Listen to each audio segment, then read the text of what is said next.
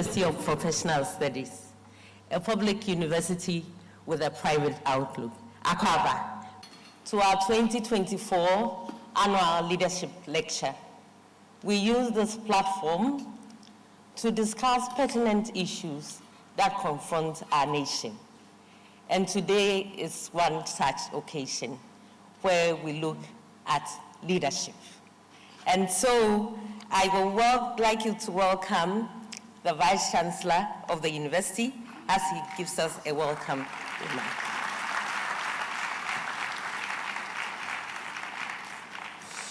Good morning. Oh, UPS, when we need to respond, good morning. Thank you so much. Her Excellency, the First Lady of the Republic of Ghana, Dr. Mrs. Rebecca Akufo-Addo, our distinguished guest speaker, Right Honorable Lord Paul Boateng, and wife, the Chancellor of the University of Professional Studies, Accra, Dr. K.K. Sapon, the Chancellor of University of Cape Coast, Dr. Sam Jonah, Chairman of the University Council, Dr. Kofi Onikonedu, and members of the University Council,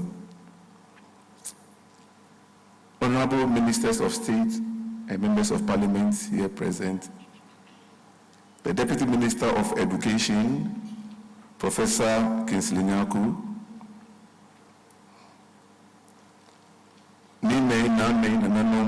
captains of industry, colleague vice chancellors, rectors and registrars, members of the clergy, members of the security services, members of convocation, alumni of the university, members of the media, my dear students, distinguished invited guests. With distinct pleasure and excitement, I extend a warm welcome to you all to the UPSA Annual Leadership Lecture Series, the sixth of the series since its inception, themed Fulfilling the Promise, the Challenge of Leadership, Moving from Rhetoric to Delivery. Let me first appreciate the Lord Boateng, a member of the House of Lords in the United Kingdom, for graciously accepting our invitation to be our only guest speaker for the 2024 Annual Leadership Lecture Series. Indeed, I do recall with fond memories the role that your dad played personally in my life at the University of Ghana, where he took it upon himself personally to mentor some of us. I was amazed by his passion for Ghana, even at that old age. So if I stand here as Vice Chancellor today, your dad played a key role. Thank you so much.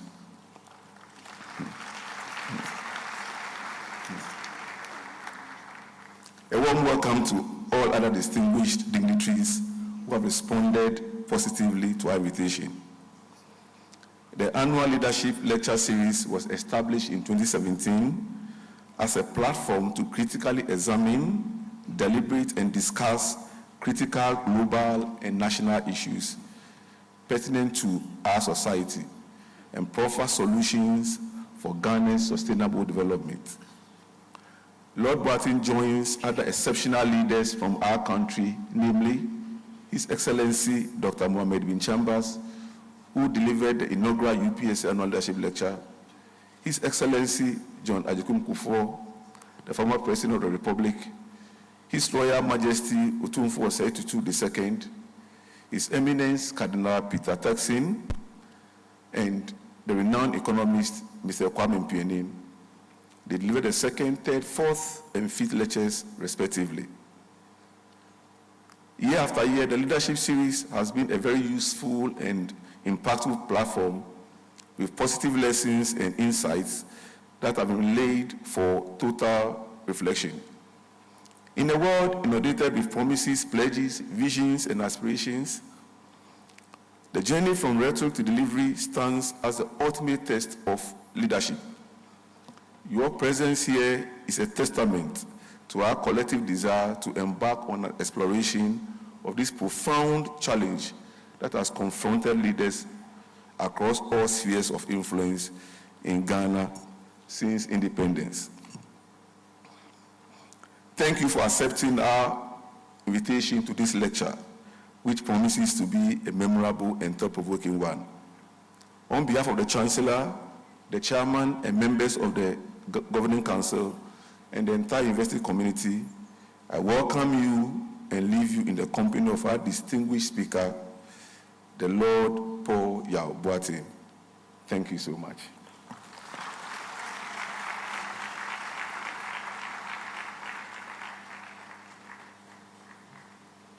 I'd like to welcome the Registrar of the University, Mrs. Lauren Jan, to introduce the guest speaker. Before I go ahead, allow me once again to welcome you all to the beautiful campus of the University of Professional Studies and to our beautiful edifice, the Kofi Ohene Kunedu Auditorium. Thank you very much for making the time to be with us today. And I can promise you that it's going to be a very productive time.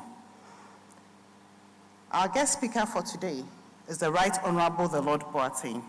He is a lawyer, admitted solicitor in 1974, and was called to the bar, the Grace Inn, in 1989. He's a politician and diplomat. He was brought up in Ghana, West Africa, and attended the Accra Academy Secondary School then. And then he followed up to the UK and attended the Apsley Grammar School, Bristol University, and the College of Law. He was elected to Parliament in 1987 as a Labour member for Brent South. In 1997, he became the first person of color in the UK to be appointed a minister, serving first as Parliamentary Under-Secretary in the Department of Health, as Minister of State in the Home Office, as Financial Secretary in Her Majesty's Treasury responsible for Revenue and Customs.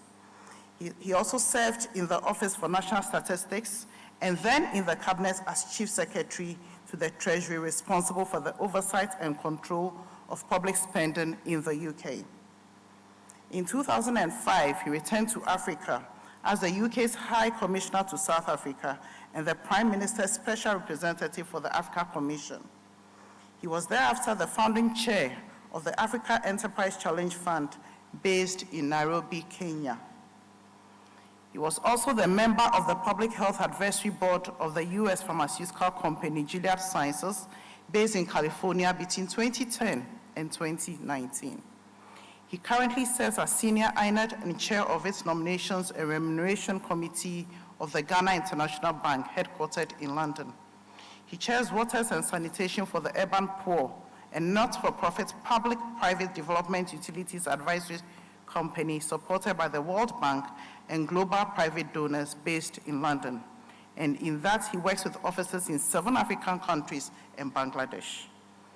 The Lord Boateng founded Achim Law and Advisory Company, which advised a range of private and corporate clients on geopolitical risk management in emerging markets. The Lord Boateng non-profit interests include community relations, international economic and youth development, and the performing arts. He currently chairs the Church of England's Archbishop's Commission on Racial Justice and is co-chair of the Grenfell Tower Memorial Commission. He is a board member of the Royal Philharmonic Orchestra and a ballet rampart. The Lord Boateng, Governor Emeritus of the London School of Economics, is in his second term as Chancellor of the University of Greenwich. He holds honorary doctorates from the University of Bristol and a number of other universities in Britain, Africa, and the United States. He's a frequent speaker and broadcaster globally on a range of current issues, particularly in UN Sustainable Development Goals and global security. He was appointed Commander of the Royal Victorian Order in His Majesty the King's first birthday honors list. I present to you all the Lord Paul Boateng.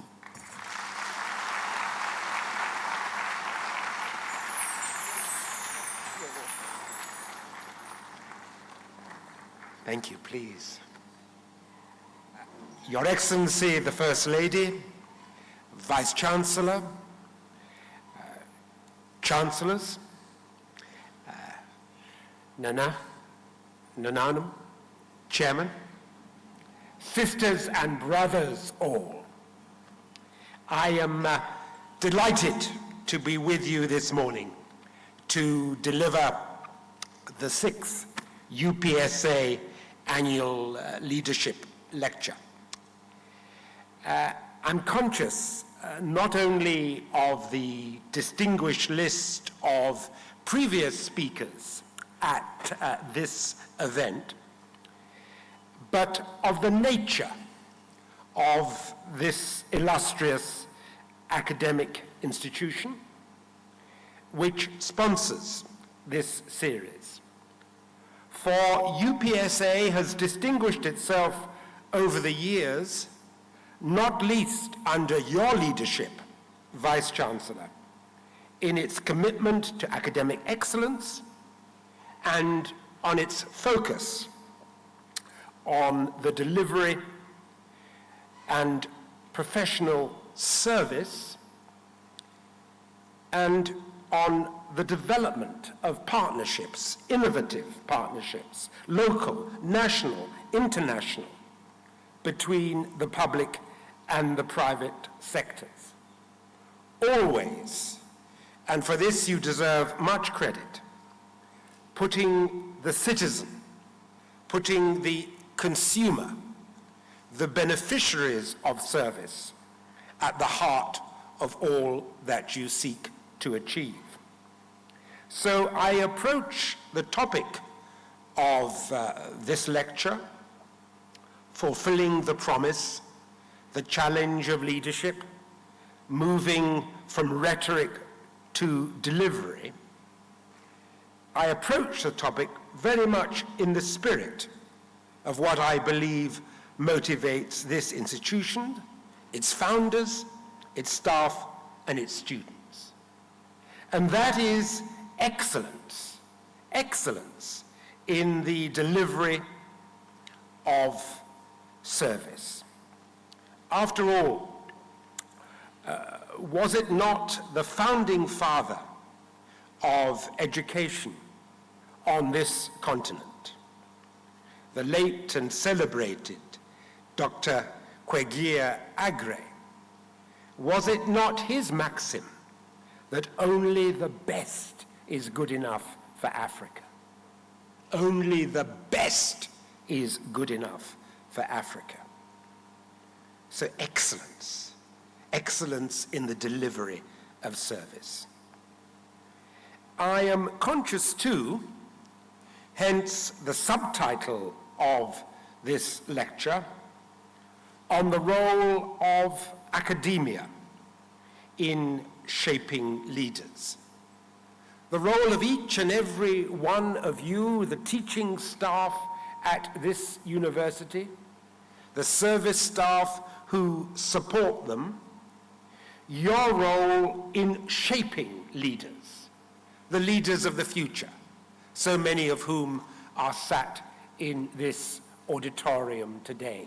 Each and every one of you, the young ones, the leaders of the future.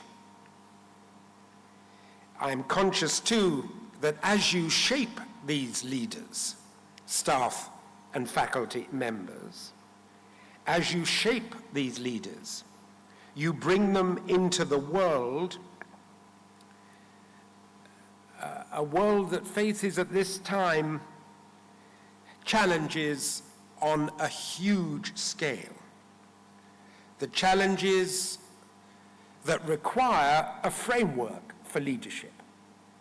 And that framework for me, that framework for our world, is provided by the Sustainable Development Goals, the SDGs.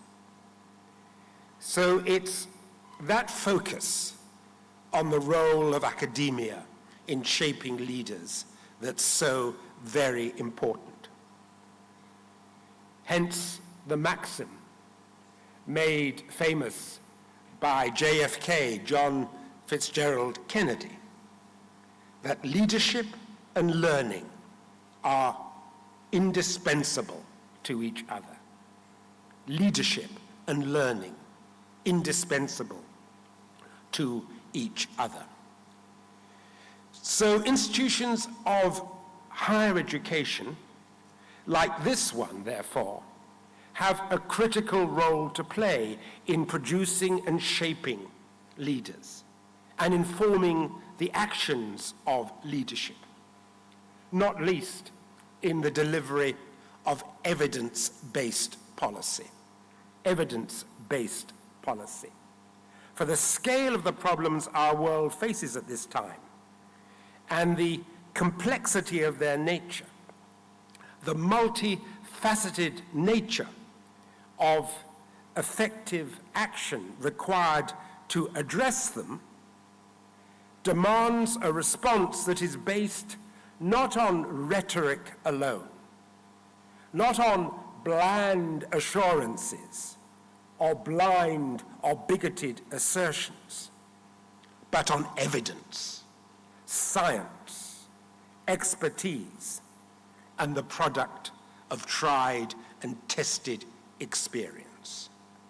The tried and tested experience that is reflected in so many of the lives of the distinguished personages in this room. And yet, you know, we live in a world and at a time in which there is a crisis of confidence, a deficit of trust in all of our institutions, a world in which conspiracy theories abound. Just go onto the internet, look at the product of your WhatsApps. Conspiracy theories everywhere. A world in which conspiracy theories abound and in which all too often demagoguery is preferred to reasoned debate. And there are plenty of demagogues, are there not, in our world? Demagoguery, preferable to reasoned debate. So UPSA, this institution, the institution in which this august hall is located, is to be congratulated for carrying the torch of academic excellence and for professionalism in service delivery. It has never been more important than at this time for us to stand up for those values, to stand up for them and to invest in them. Why do I say that? Well, let's examine the facts, the context in which we are discussing the nature and quality of leadership and the acquisition and exercise of its function. We live in a world still reeling in the aftermath of the COVID pandemic. A pandemic which exposed for all to see and for all of us to experience the fragility of both global supply lines and global health systems. A pandemic which saw a widening of the gap between the richest and the poorest of our world, between and within nations, and which was then followed by a conflict in Europe whose repercussions have spread way beyond the Ukraine and that continent and affect us all. 60% of workers today in our world have a lower real income than they had before the pandemic. 60% and rising of the poorest countries in the world are in a state of debt crisis or at real risk of it. And the latest figures from the World Food Programme suggest that as many as 309 million people are facing acute levels of food insecurity. For all, domestic food price inflation remains stubbornly high. There's no country in the world that has not experienced domestic food price inflation. The reality is that in both low and middle income countries, that's a phenomenon that is widely experienced, and higher energy costs, trade restrictions, and a loss of fertilizer supply from the Russian Federation and from Belarus have led to fertilizer prices rising even faster than food prices. Ask any farmer that. Ask any farmer that, and that is their experience.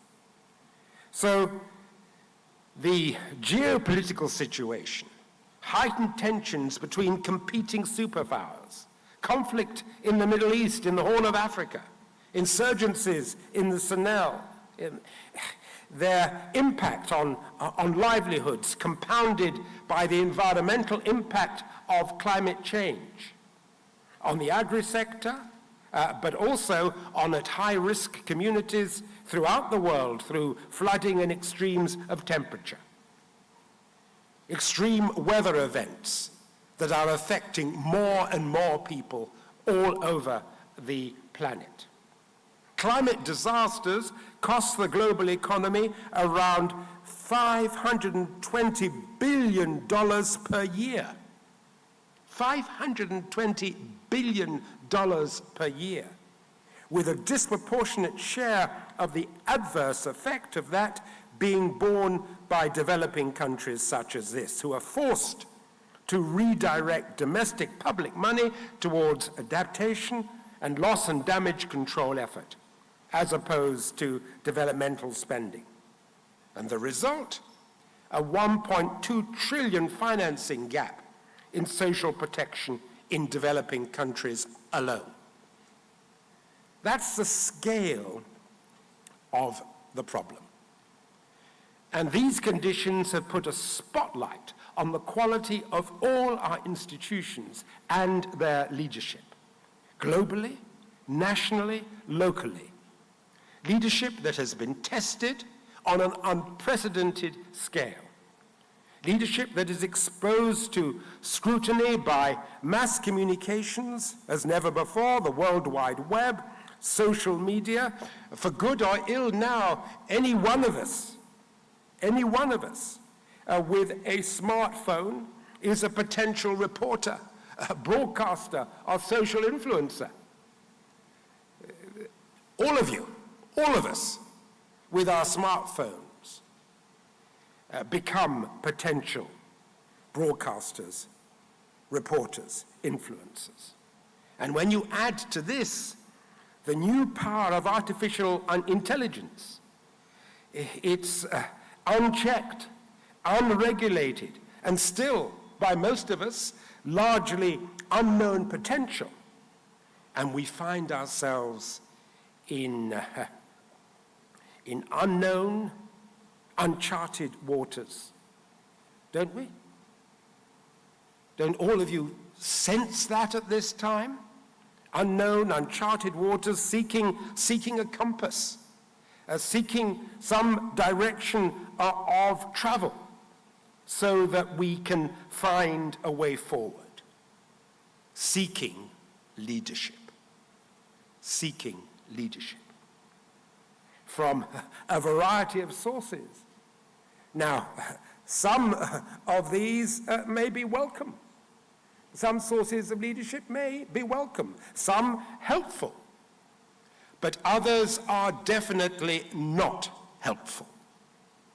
Others we know to be harmful. And yet, we live in a world desperately seeking leadership from any source.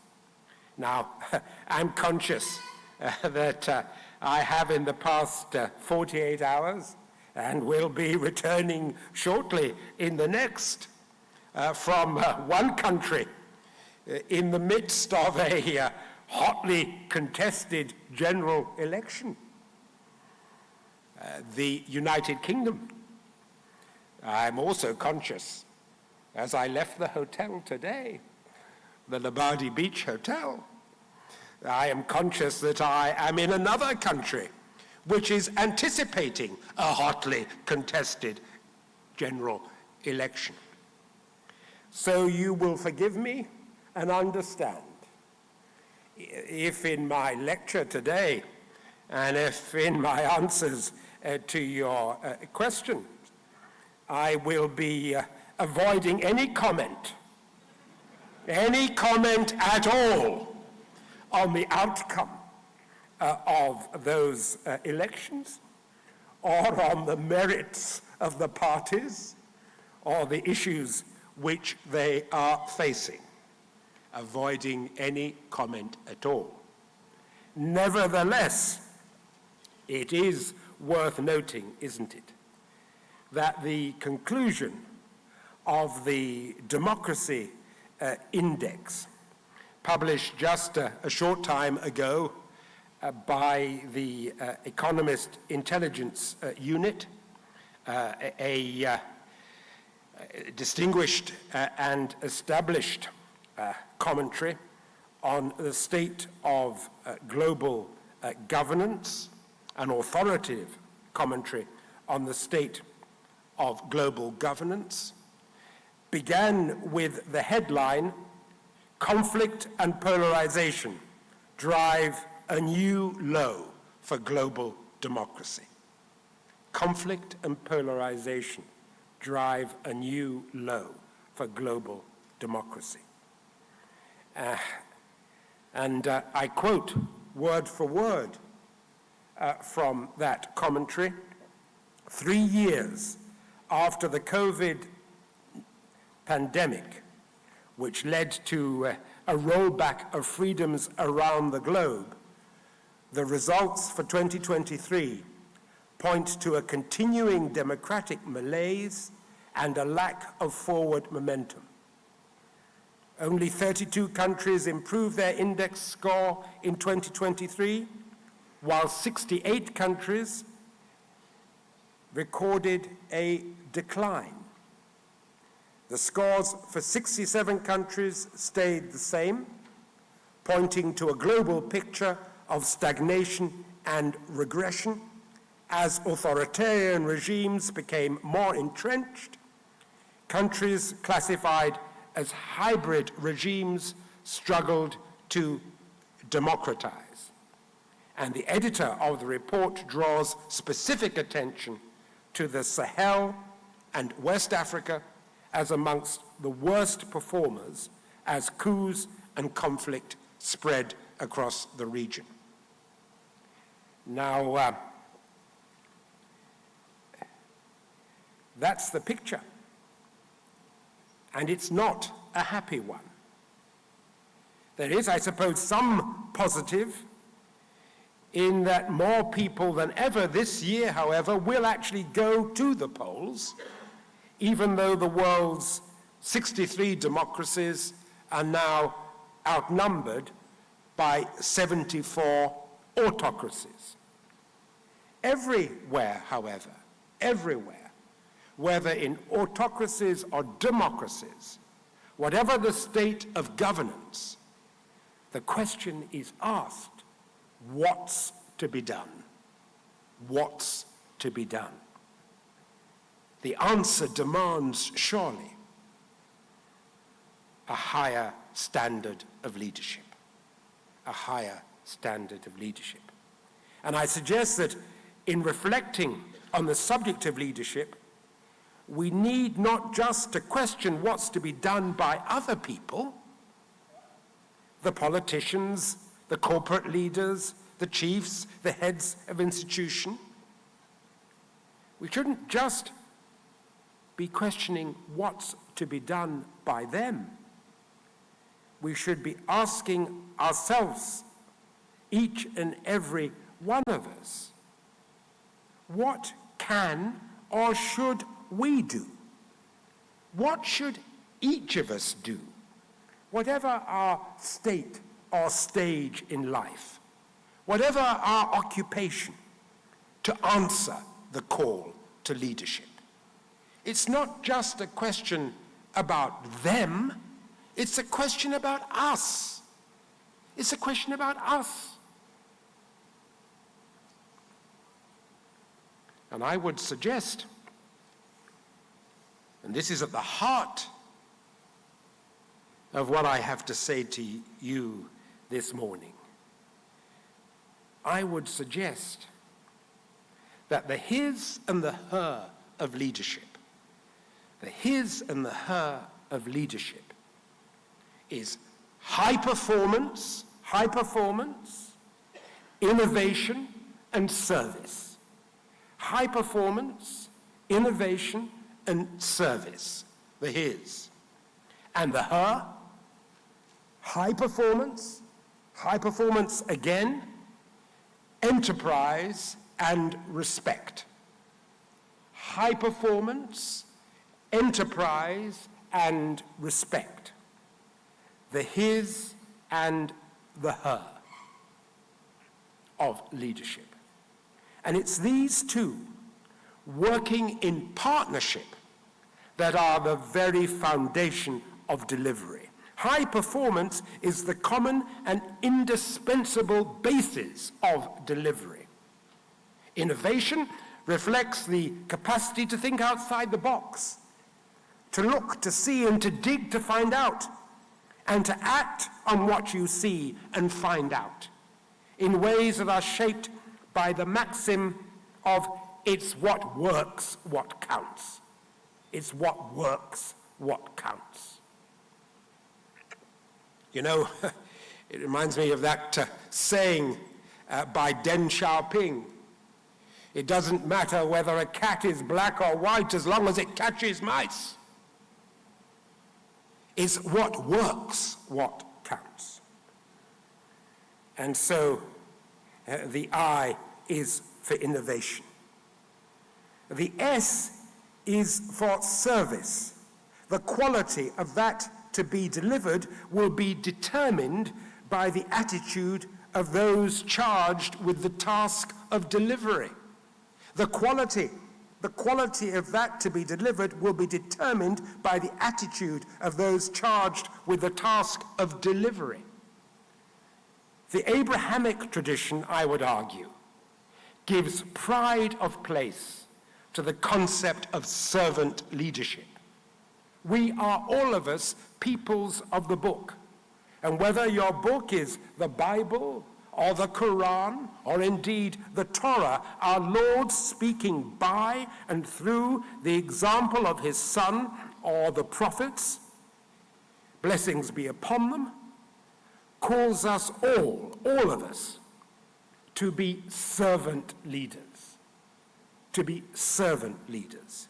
The best sort of leaders puts others before self. The best sort of leaders puts others before self. And you know, it should therefore be no surprise that it is just such a person who puts others before self that the others turn to and follow. That shouldn't be a surprise, should it? That it's the person who put others before self that others turn to and follow. So the S is for service. H-I-S.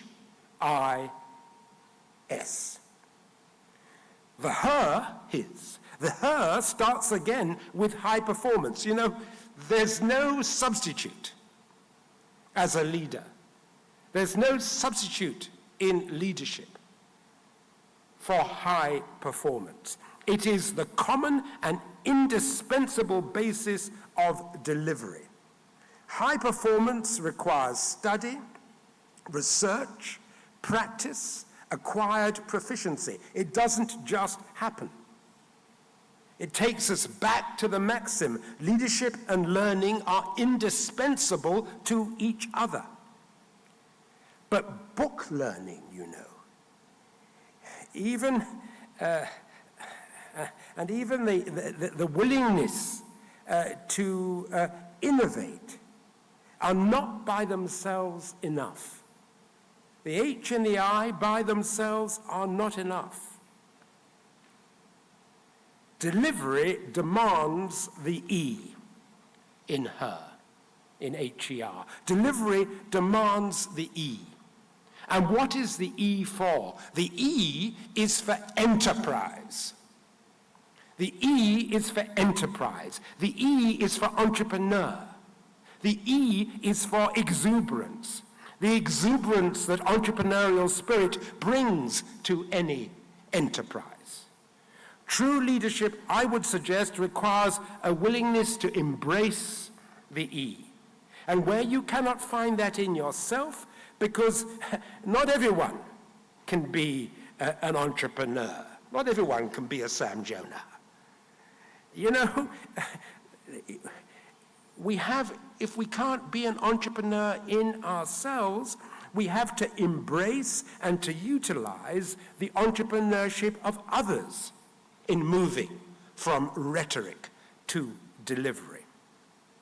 And last, but by no means least, the R in her. R is for respect. R is for respect. Respecting yourself, respecting others, and R reflecting that in your conduct and in your approach towards others and the task in hand, rooting that respect in shaping a culture of delivery, inspired by that culture of respect, not just for self, but for others.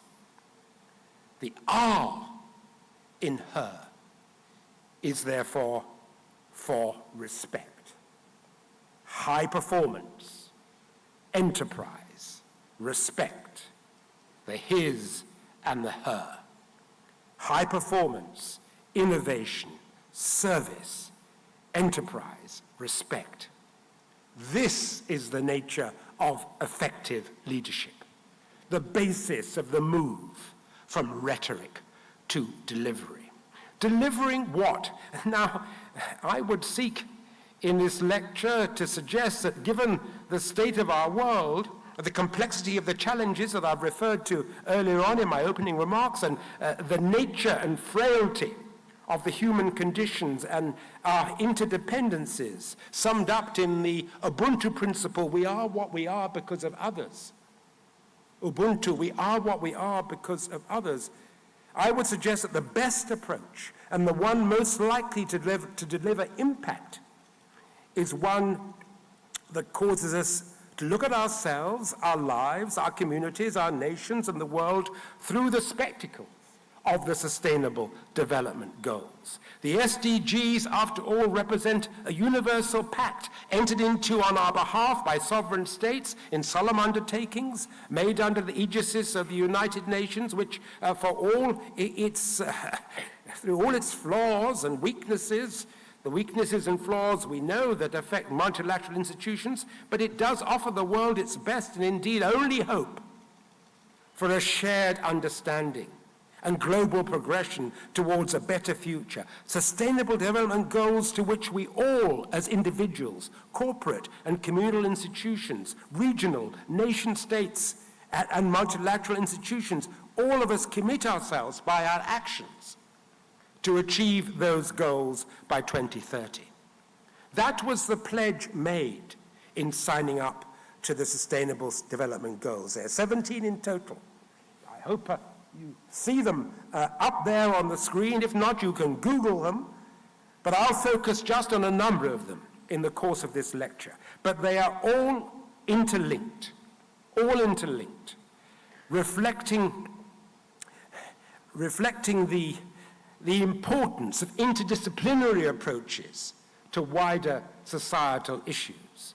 Not one Sustainable Development Goal can be achieved in isolation from the other. Taken together, I would argue, they represent both a spur to action, not least in the face of the recent setbacks, the pandemic and the conflict in Ukraine, in Gaza, to which I have referred, but also importantly, in addition to that spur to action, a shared platform upon which we can all stand, building partnerships and consensus through taking a lead ourselves.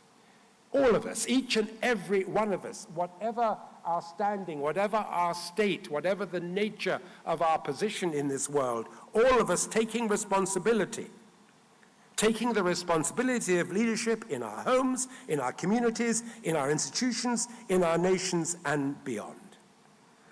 And let me just illustrate this with some concrete examples.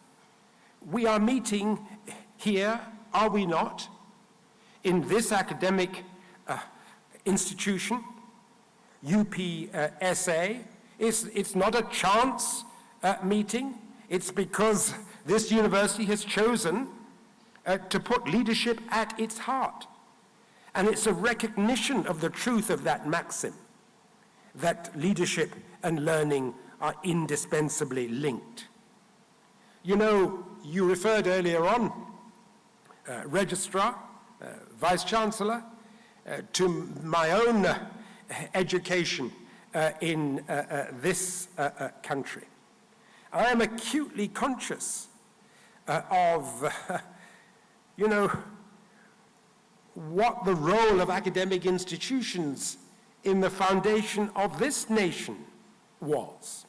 Acutely conscious of the journey that inspirational teachers like Kunwa, Harmado, and others, the journey they made from Jamestown to our current campus of the Accra Academy. Blue. It didn't just happen. Those men set out on a journey. They took us with them, did they not? Those of us who have benefited from their foresight, from their recognition of the importance of education. They set us upon pathways that led to careers that span the globe. We were raised on the motto, esse quam videre, to be rather than to seem to be rather than to seem to be. For it is education that realizes goals and gives vision substance. Education realizes goals, gives vision substance, gives legs to leadership. Education gives legs to leadership. Esse quam videre, to be rather than to seem to be. So quality education, SDG 4, is, I would argue, central to the delivery of them all. Central to realizing not just personal ambition, but the ambition that the SDGs represent for a safer, healthier, more equitable, better fed, biodiverse, and sustainable world. That's what the SDGs stand for. The founders of this nation recognize the link between higher education and development. And the older ones of us here, and I recognize a few of you, I recognize and pay my respects to the senior minister. We remember, don't we? We remember the inspiration of our founding fathers. We remember the Big Six, their recognition that to generate growth in GDP, to generate growth in agriculture and in industrial development, you have to make that link with higher education. You have to make that link to break the vicious cycle of dependency on external aid. The vicious cycle of dependency on external aid and the great powers. Who here did not remember that moment when His Excellency the President stood next to the President of France, Macron? It went global, it went viral on WhatsApp. and made the point about the need for us to cease to have to rely on external aid.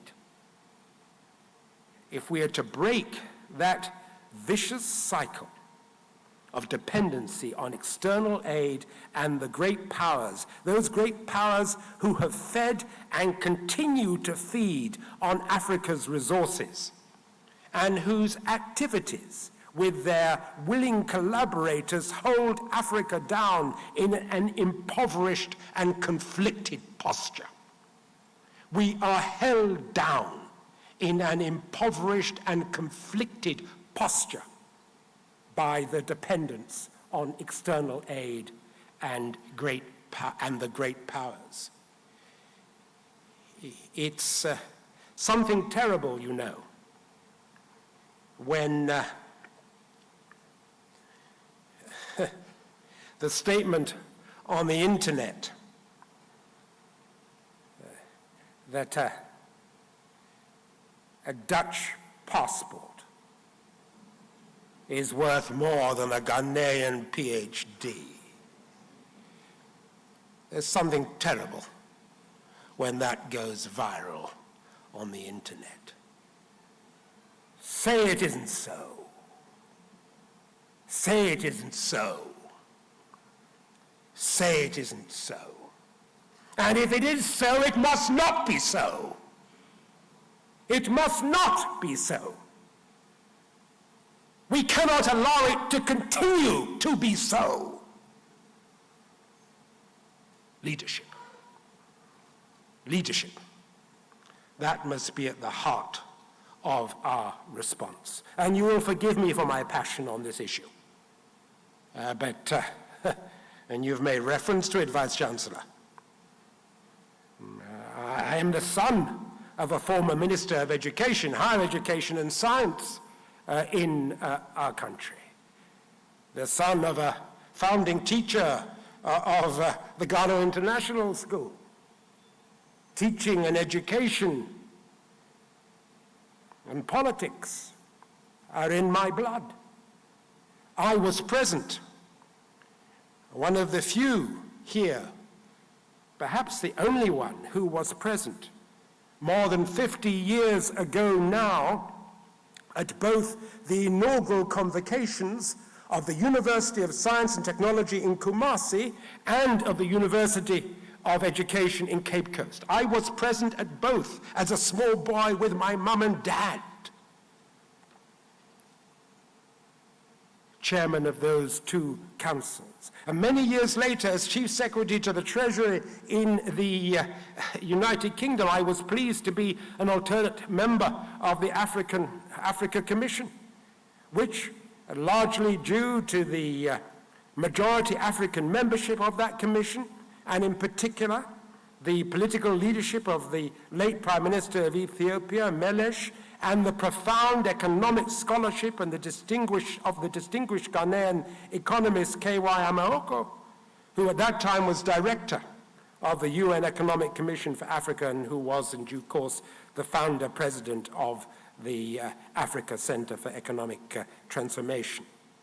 As a result of the activities of that commission and the input of those two men, we saw the reversal of a decades-long and deeply flawed policy prescription from the World Bank and the ravages of the IMF's structural readjustment program, which disinvested in higher education in Africa. The World Bank and the IMF disinvested in higher education in Africa at the same time as the tiger economies of Asia were investing in higher education. Is it any surprise then that Malaysia overtook Ghana in terms of its GDP? Is it any surprise then that Malaysia, who after all were gifted by the former first Prime Minister of Nigeria, Sir Abacha Tafawa Balewa, Sir Abacha Tafawa Balewa and Dr. Azikwe gifted Malaysia not just the saplings of the palm oil trees, but also the Nigerian technicians. He gifted that technical knowledge and those saplings to Malaysia, and now Malaysia outperforms Nigeria in the production of palm oil. That's the reality. All the result of bad policy, poor governance, and it must be said, a failure of leadership. So we are now required to play catch-up. Say it isn't so. Say it isn't so. Sisters and brothers, SDG 4, quality education, must be at the heart of leadership, and the role of institutions such as this central to its development. And each and every one of you, its students who are its beneficiaries, it is for you to take up the opportunity. It is for you to assume the mantle that calls you to leadership, the his and the her of leadership. High performance, innovation, service. High performance, enterprise, respect.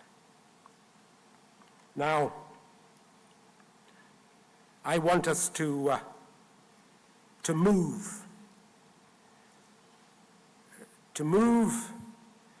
from political theory to practice.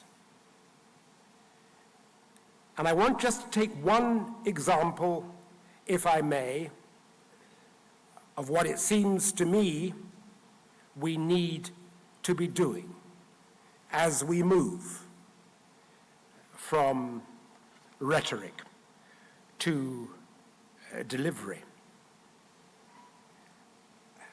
I want us, as I begin to draw together the strands of a vision of leadership that is rooted in a culture of respect and service, to focus on what we can all do ourselves individually to move from rhetoric to reality, in one intensely practical and personal aspect of our lives: water and sanitation.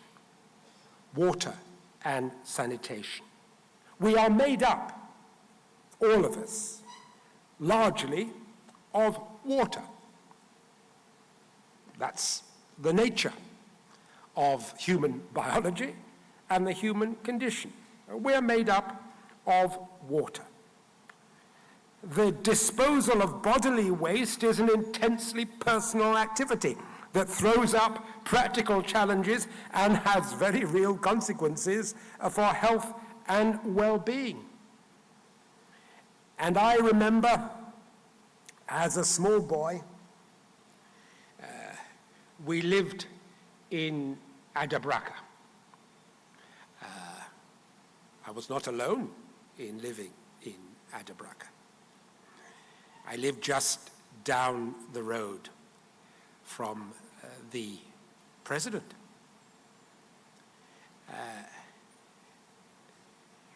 He lived near the cathedral. We lived still in Adabraka, but in Asylum Down. This is before he moved to Nima, and we moved to Tisano. I remember, as a small boy, the night soil man. Yes, I remember the night soil man as he made his regular visits to our home. I remember the wooden box and bucket toilet. I remember. I was a small boy. Small boys are fascinated by such things. Who is this man that comes to the house? What goes on behind that box? I was a small boy. I can remember my mother's joy in our family's progress when we got our first flushing toilet. It was a sign we were moving on up. I remember her joy. But for me, what was joyful was the opportunity to flush the toilet, which I did repeatedly. So much so that my mother took me to task for wasting water. But to hear the sound of that running water was a joy. At my first secondary school, which I had to leave early because I got blackwater fever. So boarding wasn't an option, so I became a day boy at Kraka. But in my first secondary school, which shall be nameless, but because I'm a Kraka boy, I don't want to name the other school, but I was at McCarthy House, so you know what I'm talking about. The punishment was to move night soil. So we boys did everything we could to avoid that particular punishment. So for me, SDG 6 and SDG 11, the commitment to water sanitation, decent water and sanitation, their contribution to health, that for me has a real resonance. I know and understand what it means. It has committed the whole world to clean water and sanitation and to sustainable cities and communities by delivering that. And of course, we know that in delivering clean water and sanitation and sustainable cities, we help with SDG 3, good health and well-being. We help with SDG 4, quality education. We help with SDG 5, gender equality. Because, you know, there's no way we can be serious about girls' education unless each and every school does not have safe, decent, sanitary conditions for girls. Because if you don't have that, then girls on their period are not going to go to school, and girls' education will suffer. So if we are serious about gender equality, and we're serious about quality education, about SDG 4 and 5, we need to take water and sanitation seriously. And we need to make that a priority. Not just a priority for them, that lot, the government. Not just a priority for politicians, but a priority for all of us. What can we do in our individual roles? What can we do as corporate leaders? What can we do as chiefs? What can we do as individual citizens? What can we do to make a reality of that SDG? Not just for ourselves, but for others. Service, respect, Ubuntu. We are what we are because of others. Now, I am now chairman of Water and Sanitation for the Urban Poor, that global organization. We work in Africa, we work in Asia. We are in, 7 African countries now. We're in Bangladesh. We do consultancy work in Indonesia, in India, all over Asia. We were founded more than 20 years ago now as a public-private partnership, not-for-profit, involving, again, partnerships, key. The sort of partnerships that this university represent, a partnership in our case between Cranfield University, one of the oldest business schools in the world, Unilever, CARE, Borealis, Thames Water as was, public-private partnership, people coming together with a common purpose, assuming leadership in their particular fields, working to ensure that we have affordable drinking water, connecting poor communities at an affordable price, building at a time of climate change resilient water and sanitation systems, improving utilities, policies and regulations, safe and dignified toilets for all. And we're working globally to achieve that. Reaching in 2023 alone more than 10 million people globally, mobilizing millions of dollars in finance worldwide. Now, one of our core countries is Ghana. We have reached over 3.8 million people here with improved water and sanitation services. Nearly 9 million people with education and information to improve wash and specific hygiene practices. Mobilized over the years, more than $57 million of investment in services for low-income communities in WASH, in WASH in Ghana. We work in Accra, in Kumasi, in Tamale, in Takoradi. We have a long-term relationship with the Ministry of Sanitation and Water Resources, the Community and Water and Sanitation Agency, and the Ghana Water Company Limited, and I commend those. But you know, our biggest cheer, our biggest clap, needs to be those people in the towns, those people in the villages, those civic and traditional leaders working with teachers, public and private stakeholders, parents, working in those communities, those urban communities and small towns in order, by their leadership, taking individual responsibility to impact on water, sanitation, and health, taking responsibility to make a difference. But you know, I have to share this with you. Proud as I am of their achievements, when I look back, you know, from the time when I was that small boy in Asylum Down in Adabraka, you know, I'm not a small boy anymore. Oh, I know to laugh so loud. I don't have an afro anymore. I don't wear shorts, except in private. I don't have flares. You know, now I'm looking for hair. 73 years on. 73 years on. That country then, which in the 1950s, Ghana, Gold Coast, we were just what, 8 million or so? We are now 33.5 million and rising. We are no longer a colony. We are a fully functioning democracy. We are richly endowed with mineral wealth and natural resources. We are blessed with human capacity and potential. I would argue that is unmatched on this continent. I would say that. But I do believe that Ghana is special. Ghanaians are special. We have something to offer, something to contribute. You cannot go to any major city in the world and you will not find a son or daughter of Ghana, a grandson or granddaughter of Ghana who has not just made a success of their lives, but is making a success of other people's lives in those countries. And yet, still, to this day,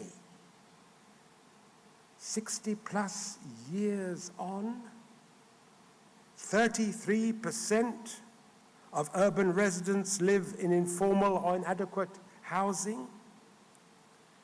12% of our people are still without basic drinking water. 84% of our people are without safely managed sanitation. 84%. Still, we have, you know, to move beyond survival. We must move beyond survival. We have to scale up to succeed.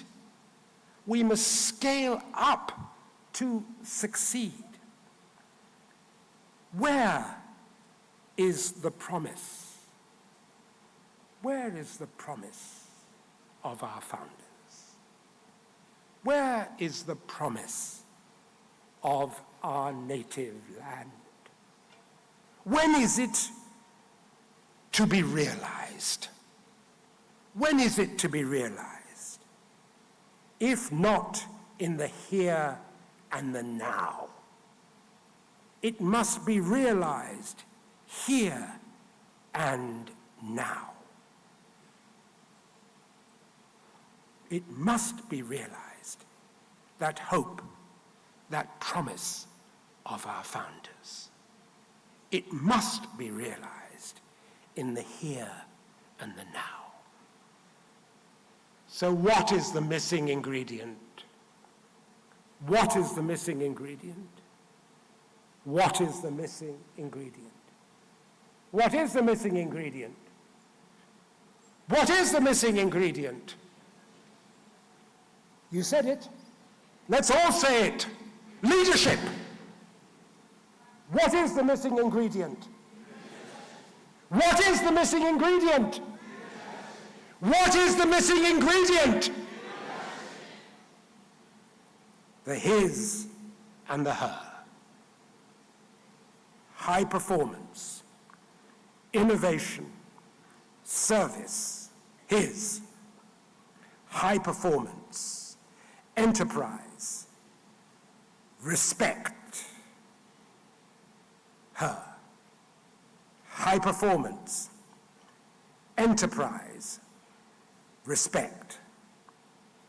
Hold high the adinkrahini. Hold high the adinkrahini of leadership. Hold high, uphold, revive, revitalize a culture of leadership. Respect and serve. Respect and serve. Thank you. Thank you. Thank you. Thank you very much. Thank you. Thank you. Thank you. Please. Thank you. No. Thank you. Yes. What is missing? Leadership. What ought to be done? What should be done? What should we do? I think we will reflect on these. High performance. High performance. There's no substitute for high performance. Enterprise, respect, innovation, his and her. That's what I'm taking away. And I believe you have taken yours as well. As chiefs, as civil society leaders, as politicians, let's go and do our very best for Mother Ghana. Thank you. Thank you so very much. At this point, as we reflect, we would like to have a cultural performance so that we will relax a bit and then we'll do questions and answers subsequently. So let's have the cultural performance now.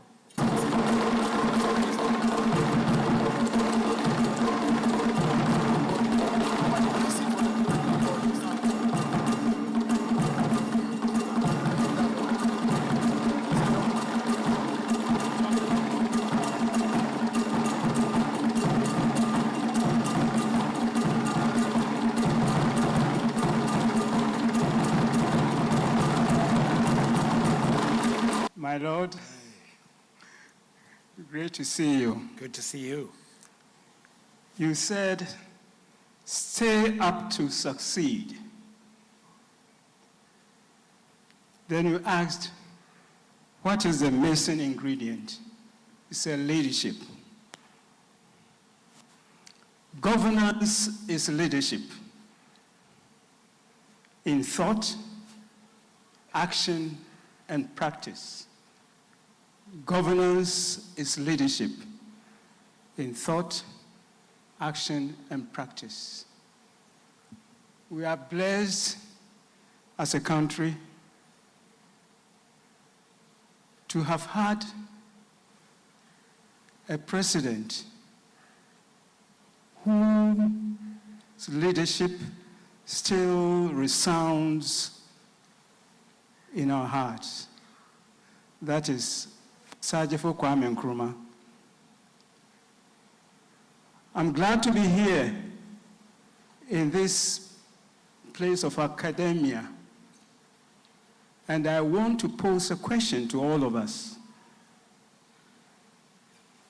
I was in exile for a long time. I came back, and I had one person running to be president, or the running mate of a presidential candidate.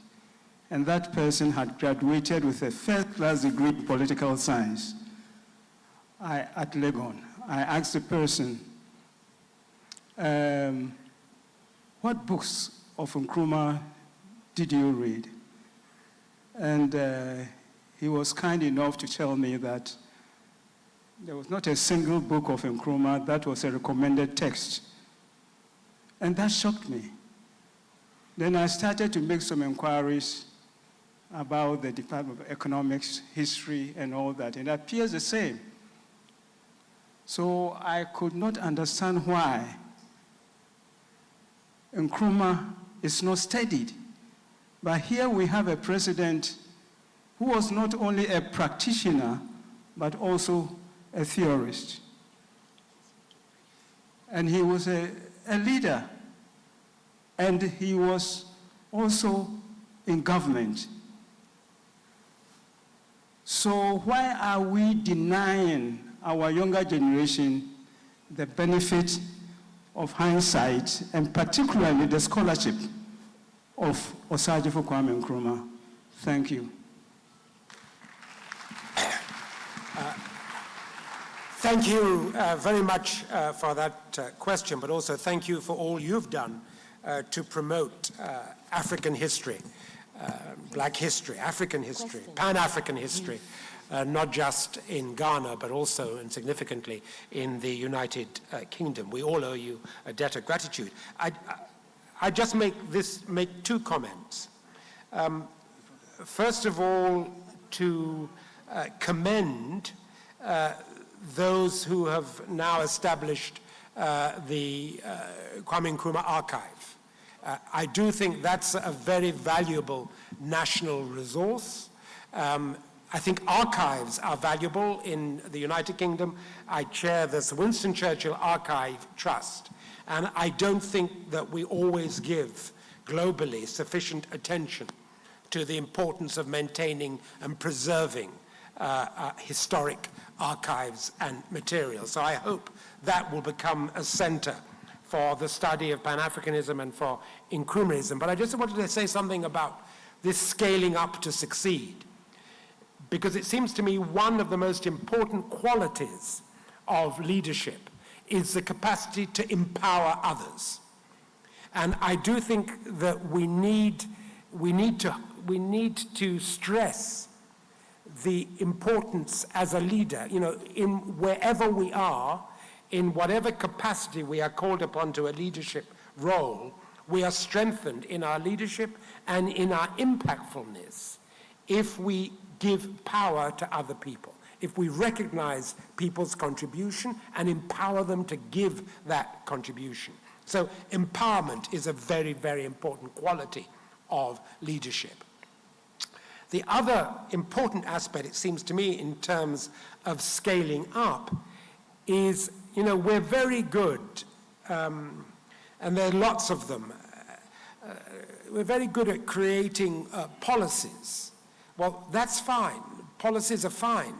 But if you then don't try and test those policies, if you don't pilot, if having done the pilot, if it fails, well then that's the nature of piloting.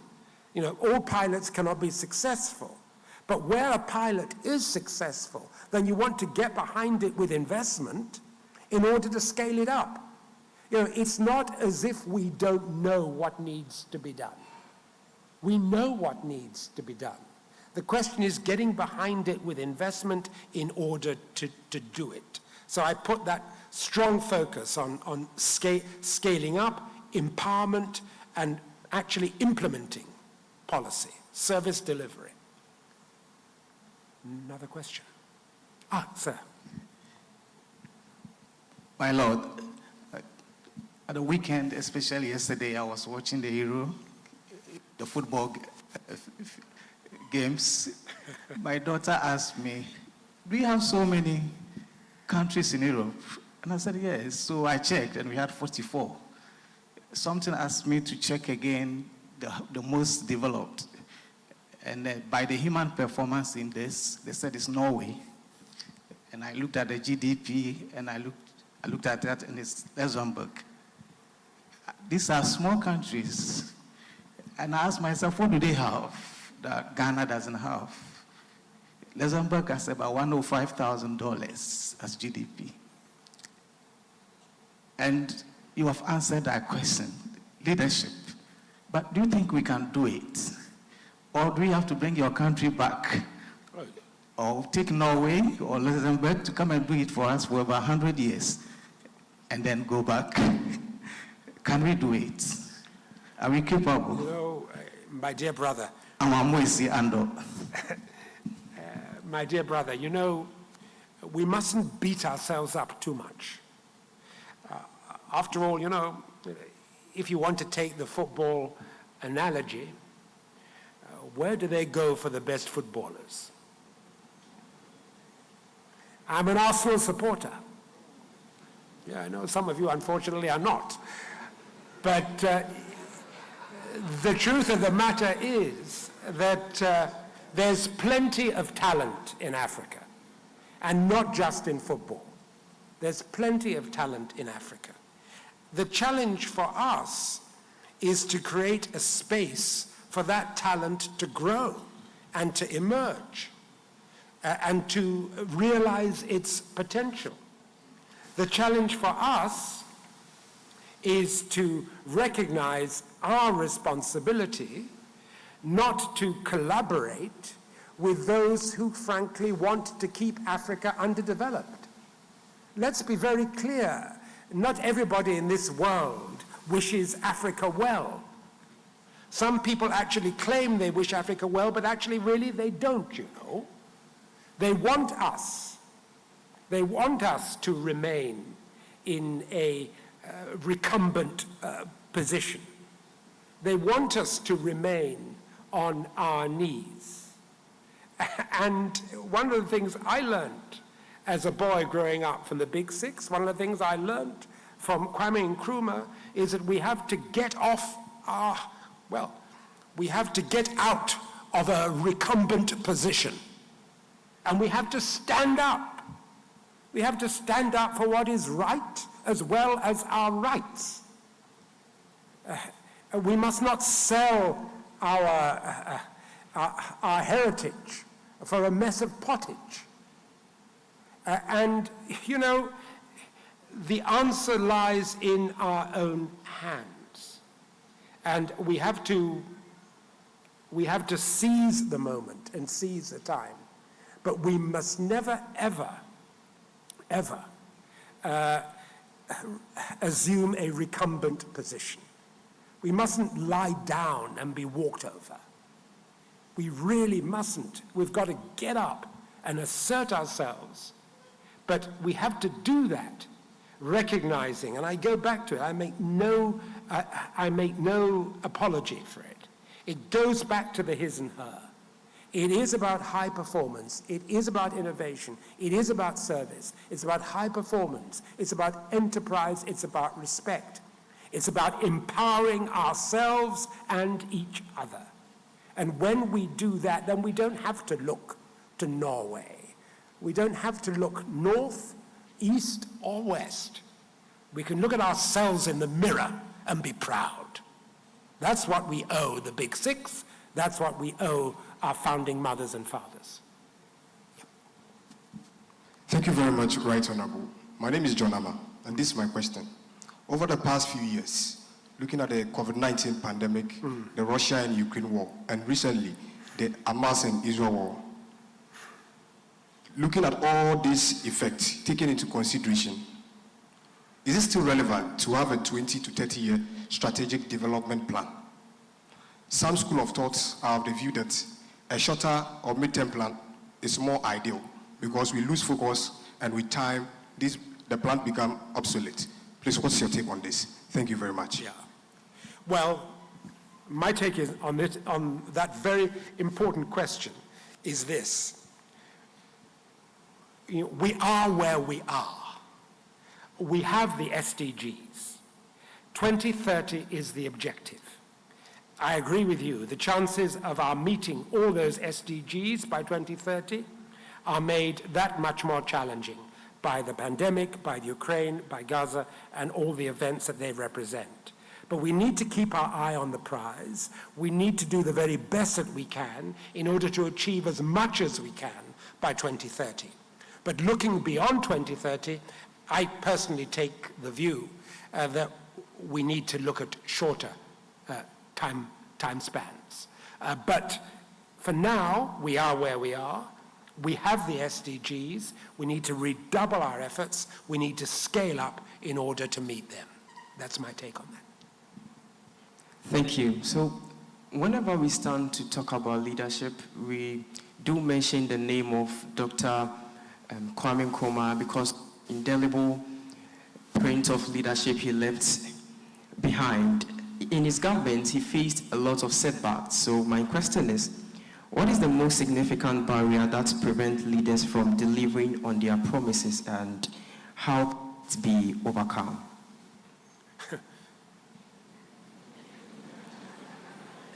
Well, you know, in my experience, I've been a lawyer, a politician, a diplomat. In my experience, obstacles to realizing one's objectives come in two forms: internal and external. Internal, it is the human condition. We are frail. We are sinful. We are flawed. That's an internal obstacle to making the best of ourselves. And we need to resist that. And we are not strong enough by ourselves to resist it. We need others. We need our families. We need our partners, our life's partners. Also, we need our God.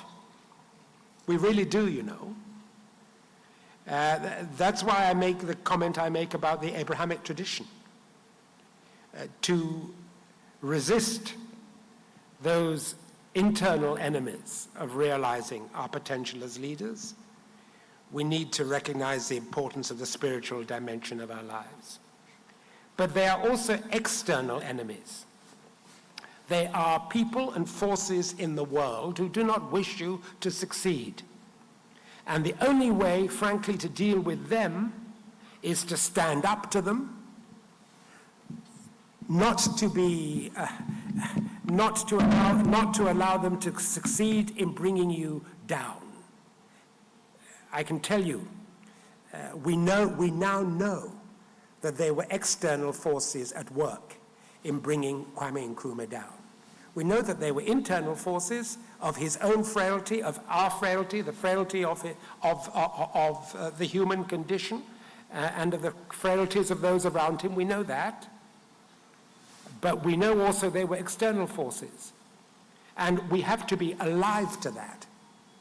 And that's so in any aspect of leadership. In being alive to that, you know what I've found most useful? I found most useful that passage in Holy Scripture that says that when you are confronted by the other, you must be as cunning as a serpent and as innocent as a dove. As cunning as a serpent and as innocent as a dove.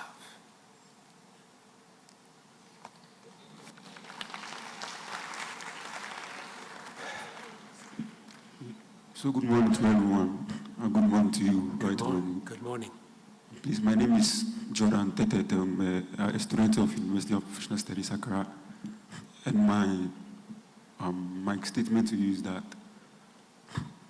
from your profound preface, you made mention of effective leadership being the missing piece or the missing recipe. But I believe that in terms of effective leadership, effective followership can never be overemphasized when it comes to effective leadership. So to you, I would like you to contribute or give a few words to all of us as custodians of Ghana upon the things or the attitudes that we execute to represent an effective followership in helping our leaders flourish. Thank you. You know, the best thing that any one of us can do is to assume responsibility. You know, it's the easiest thing in the world to look to other people to take responsibility for stuff that impacts you. You have to take responsibility yourself. You know, there was a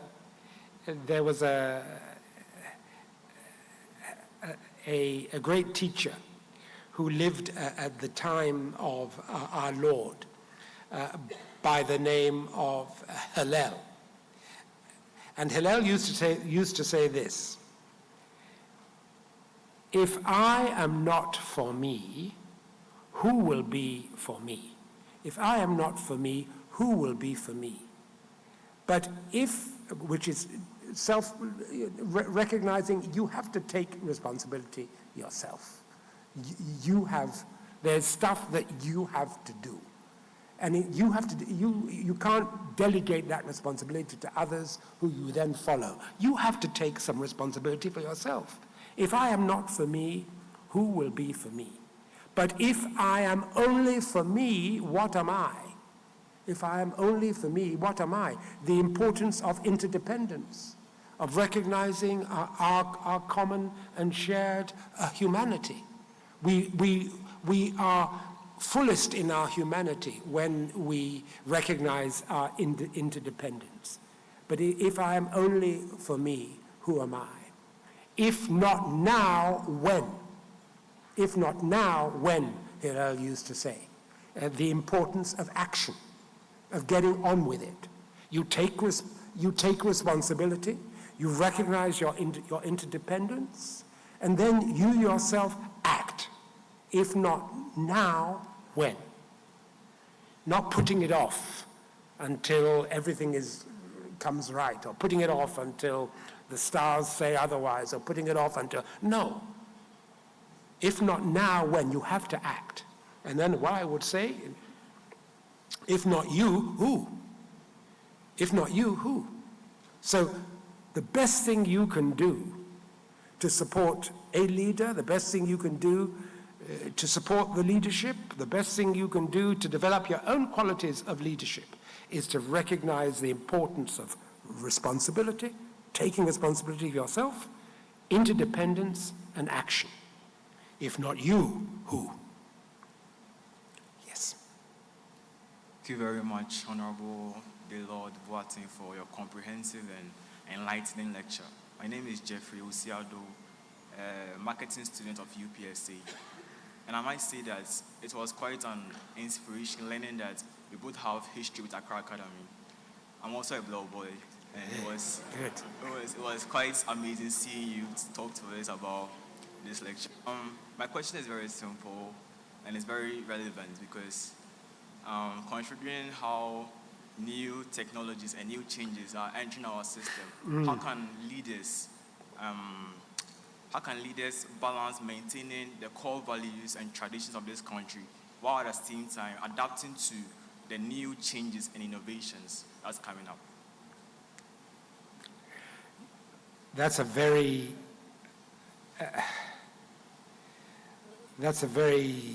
pertinent question. And it's one that I actually think about quite a bit. Look, you're young, but as for me, I struggle with my smartphone.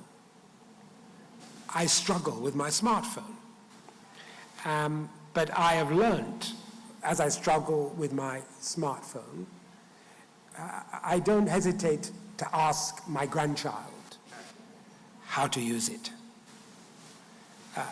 The reality is, I'm afraid, that sometimes us older folk find it hard to surrender power, because knowledge is power. We find it hard to surrender power to younger people, and to recognize that if we are to come to grips with what AI, for instance, means to political leadership, then we need to surround ourselves with some younger heads, you know? And we need to be prepared to listen and to learn. And I think we have a bit of a problem in that regard. And it addresses your issue directly. Let me just share this with you. I cannot remember a time when I ever questioned my father in public. I rarely questioned him in private, but I never questioned him in public. And that is our innate deference, is it not, to older people. We tend to defer to older people. Now, of course, if you're older, that's quite an attractive quality, because it's nice to have young people defer to you. But it can sometimes be very unhealthy.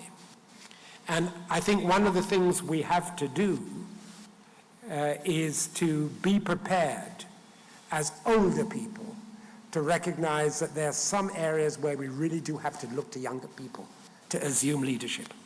And AI and understanding AI, we've got to do our best to understand it ourselves, but there's certain things we have to be prepared to do. And one of them is to open up our institutions to the impact of young people. That aspect, that cultural deference, I think sometimes works against us. And I think older and younger alike. Younger people have to be prepared to step up to the plate, to challenge more, and older people have to be prepared to open up and to be more accessible to what young people bring to the table. Because the pace of technological change is such that it really is, it's impossible for an older generation completely to keep up with it, let alone to drive it and shape it in ways that are constructive. I hope that helps. Today's lecture, it was very insightful.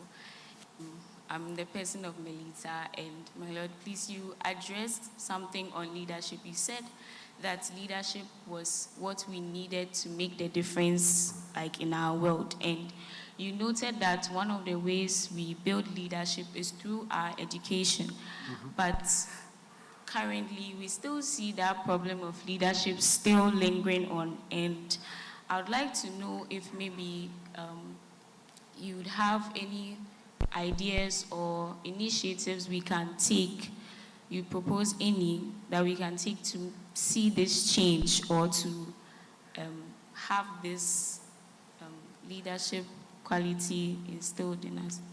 Well, my immediate response is that this university is actually tackling this issue. And it needs to be inbuilt into every aspect of what an institute of higher education does. And I think,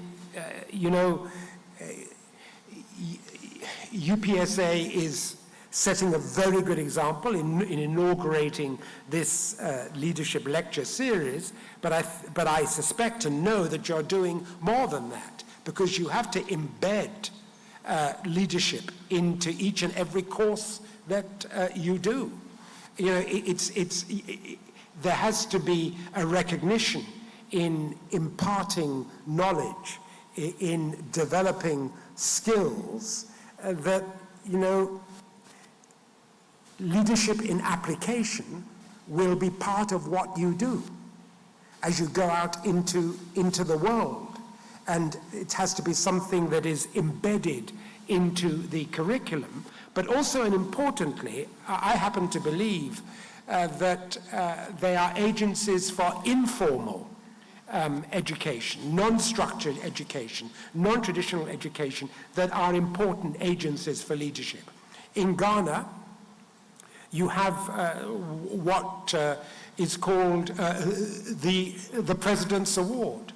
Successive presidents of all political parties have had the Head of State's Award.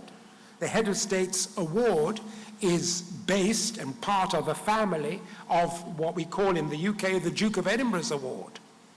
So that has a silver, a bronze, a silver, a gold element to it that involves the acquisition of skills, that involves community service, that involves what we call an adventurous journey. It calls upon, it's based on the experience of our own late Duke of Edinburgh, the late Queen's husband, who sought to encourage the development of potential from within a young person. You know, regardless of your academic qualities, you can acquire a skill. You can test that skill. You can engage in community service. You can call and challenge your own resources by an adventurous journey. Do you follow me? And you move from silver, from bronze to silver to gold. And it's a universal standard. At any one time, there are at least 1 million young people in the world doing this particular activity. The current president has been really very, very generous in his support for the award. There are more young people taking the award in Ghana now than at any time in the history of the award. Why is it important? Because it's about recognizing that in a non-academic institutional setting, you can develop your own leadership qualities. So it's about embedding it in the curriculum, yes, but it's also about giving opportunities for non-formal, non-academic self-development, self-education through the Head of State's Award, through scouting, through guiding, through these various other activities that can develop your leadership potential. And the good thing about the award is on your CV, wherever you go in the world, by any employer, you'll be recognized as having developed your own leadership potential, and it will be seen as something that is valuable and important. So the Head of State's Award, the President's Award, bipartisan, non-political, but about self-development, imbuing the qualities of leadership in a whole new generation. Yes. I'm Jude Yekum. My question is that simple. I want to ask, African leaders, especially our politicians, make promises without fulfilling them. I want to know what laws or policies to give out in order to ensure that these promises are delivered. Look,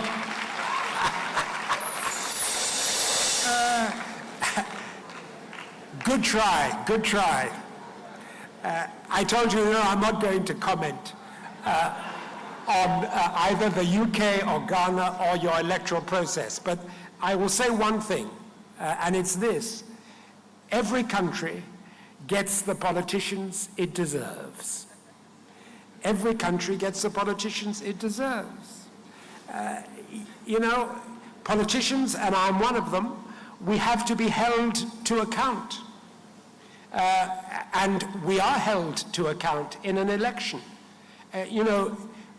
Ghana has set a standard in terms of its electoral processes. It doesn't mean that it's perfect. The UK seeks to set a standard in terms of electoral processes. It doesn't mean that it's perfect. But at least in both the UK and in Ghana, there's healthy political debate. There's a contestation of ideas. People have the right to vote. and to hold their politicians to account. I'm a great believer in that. You know, I expect to be held to account as a politician. Parliament is there to hold the executive to account. And so my message always, particularly to young people, is, I know it's tempting, but don't wash your hands of the political process. Don't say, oh no, it's all too dirty, it's all too corrupt, it's all too this and that.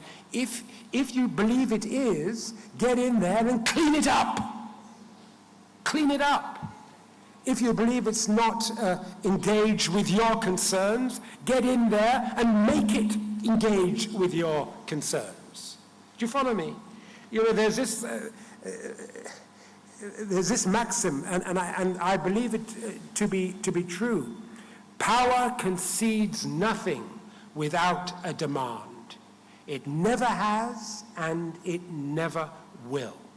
You know, in the UK, they didn't wake up one morning and say, oh, wouldn't it be nice to have Paul Boateng, Diane Abbott, Bernie Grant, and Keith Vaz as members of Parliament. Do you really believe that happened in the UK, that suddenly there was a flash of light and a crack of thunder that the Parliament was not representative of the whole community? No, you bet your bottom dollar they didn't. We were elected for the first time in 1987 because a group of people, young and old, black and white, in the towns, in the cities, came together and said, enough is enough. We cannot have an all-white parliament. And it's time that was changed. And we organized. And it was changed. And now in the UK, we take diversity, so far as our political leadership is concerned, for granted. But it didn't just happen. Power concedes nothing without a demand. It never has, and it never will. So my message always to young people is get engaged, get involved.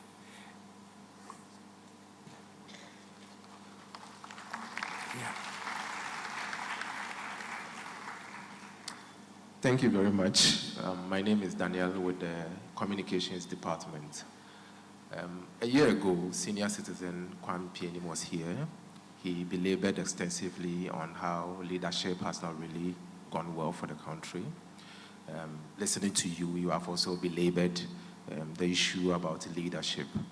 About a month ago, Sir Sam Jonah, he's here, he also delivered a speech in America, and this is what he said. I am not afraid to say in honor, in candor and humility, that my generation has not been kind to you, the younger generation. We have left for you a world riddled with wars, famine, disease, racial and gender discrimination, and a multitude of problems. Now, anytime we, the young generation, we listen to you, the elderly generation, it appears you seem to be subtly admitting that you have not been kind to us. No. What? Yes. No way. I'm not going to admit that. You got the wrong one here, brother. I want to find out the lapses in leadership. No. What has gone wrong? I'm sorry. What has leadership not done right for the younger generation generally? And no. then, okay. And then also, we are university students. What, if you like, 5 skills would you advise a university student to get before he or she completes the university? Look, there is no way that I am going to tell you that my generation has failed your generation. Because the reality is, we are, all of us, part and parcel of a shared and common humanity that goes from generation to generation. We are flawed. We are vulnerable. we, all of us, from generation to generation, have a responsibility to take up the mantle of leadership, to take up the torch of progress and run with it. That is our responsibility. We have to take it up from generation to generation. Nobody is going to give it to you. Nobody is going to give it to you. Power concedes nothing without a demand. It never has and it never will. You must shape that demand. And you must organize, you must fashion yourself, your life, you must work with others in collaboration and partnership to make this world a better place. That's what every generation does.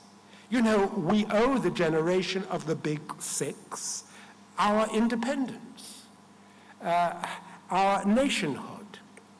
We owe that generation of the 28th of February, those ex-servicemen, and you know, there's still some of them living, and we owe them respect and care.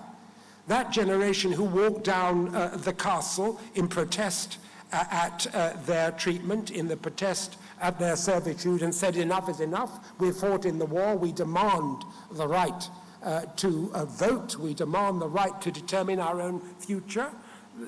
We owe each generation to build on the achievements of the previous generation.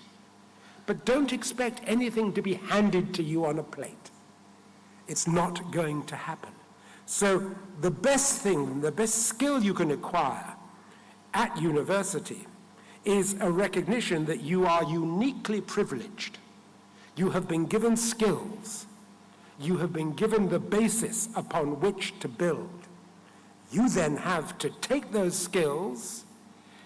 You know, there's a South African phrase, shout out, which it's in the Zulu and in the Xhosa language too.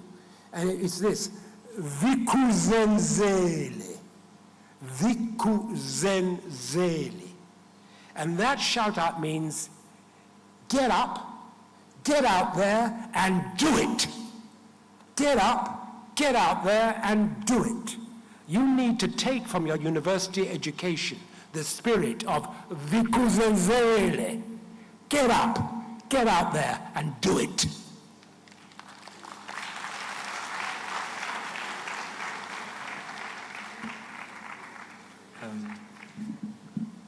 I go by the name John Donald, a level 100 marketing student.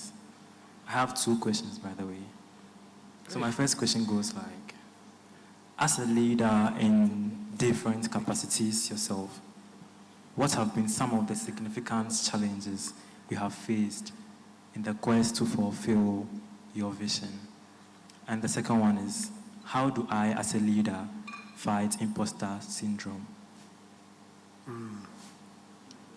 Imposter syndrome.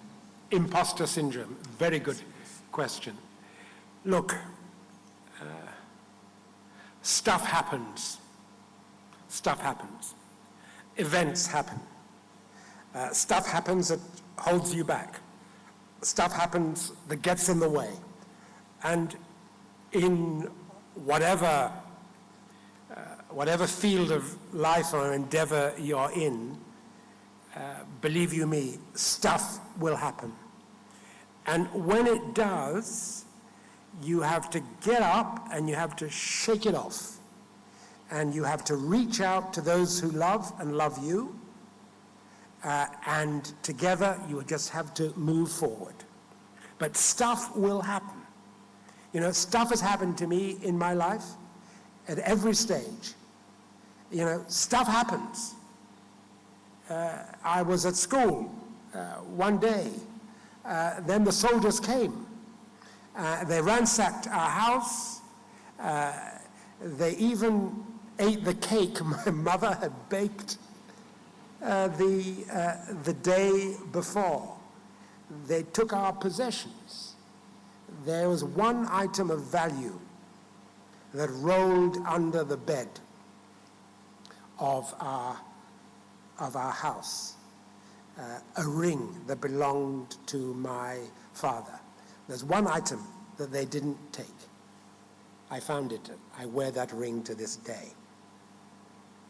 stuff happens. You shake yourself off, and with the power and love of God, of your loved ones, you move forward. So be prepared for that. Know that it will happen. Sometimes it will be your fault, other times it won't be your fault. But you just have to shake it off and keep on going. Keep on going. As for the imposter syndrome, let me tell you this. I'll tell you how I have addressed that condition. I am Lord Boateng of Achim and Wembley. I am Lord Boateng of Achim and Wembley. I am an African. I was brought up in Ghana. I am not an imposter anywhere. None of you, no one who has had the privilege of our ancestry. We are imposters nowhere in this world. Never ever forget who you are and where you came from. You'll never be an imposter. I promise you, you will never be an imposter. Never, ever, ever. I promise you that. My sister. My name is Michelle, a London marketing student. Unfortunately, my question has been asked, and I can't just go and sit down, so I would like to contribute. You are truly a marketing student. You have a great career in front of you. I would like to contribute to what you said. Yeah. I'm very passionate about leadership, and I think leadership is about self-discovery. When you are able to discover yourself and what you are about, you are able to define your goals and your vision well. Then you can lead people who are like-minded. And leadership begins with us. We know we are complaining about our leaders out there whilst we aren't even leading our lives on the right path. So that's what I want to say, yes. Thank you.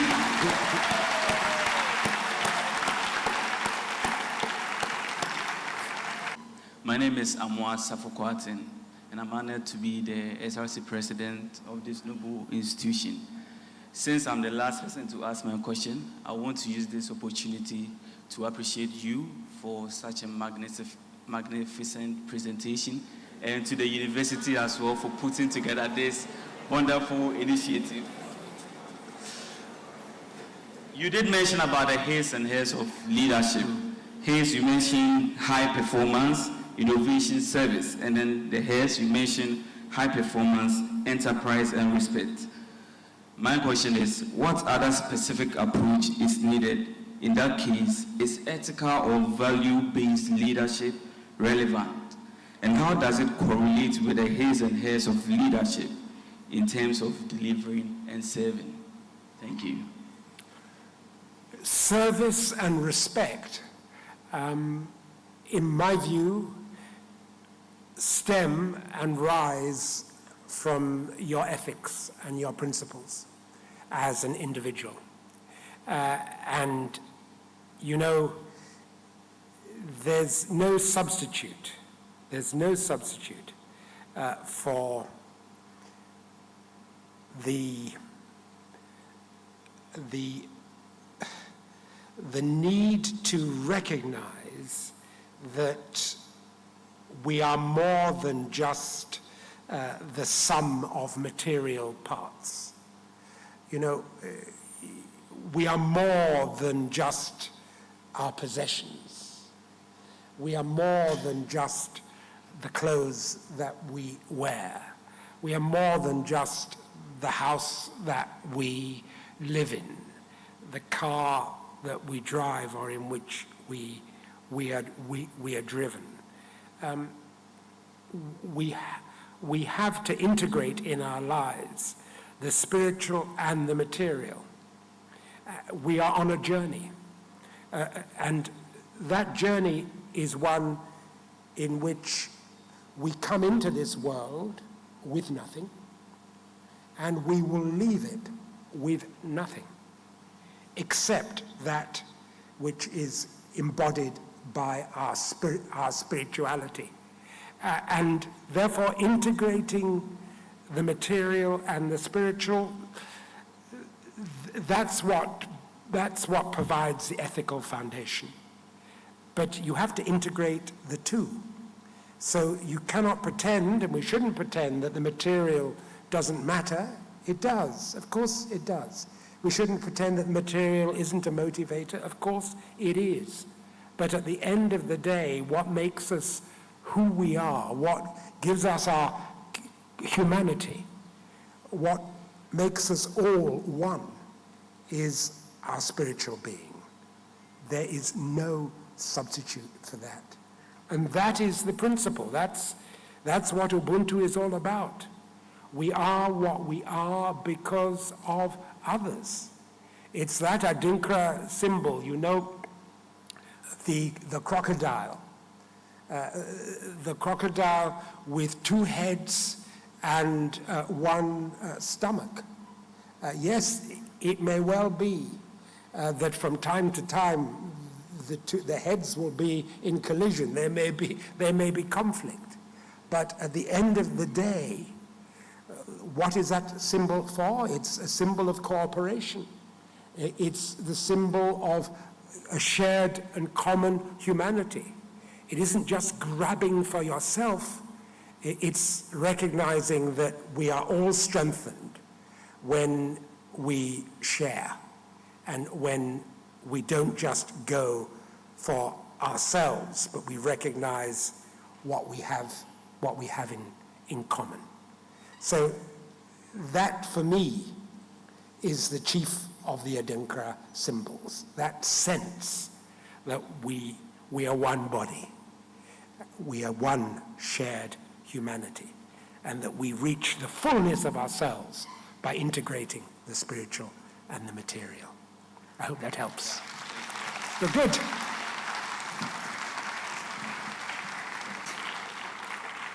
We would like to appreciate you.